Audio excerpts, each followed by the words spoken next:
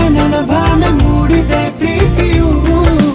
ಎಷ್ಟು ಜನ್ಮಗಳ ದಾಟಿ ಬಂದಾಯ್ತು ಈ ಕ್ಷಣ ಸಾಕ್ಷಿಯು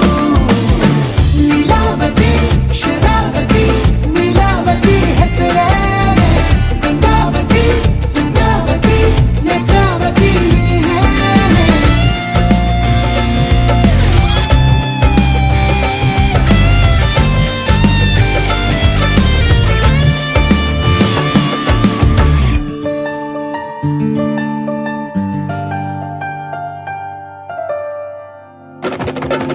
ನೀನಕ್ಕರೆ ಸಕ್ಕರೆ ಅರೆರೆ ಎಂದು ಬ್ರಹ್ಮನಿಗೂನು ಬೆರಗು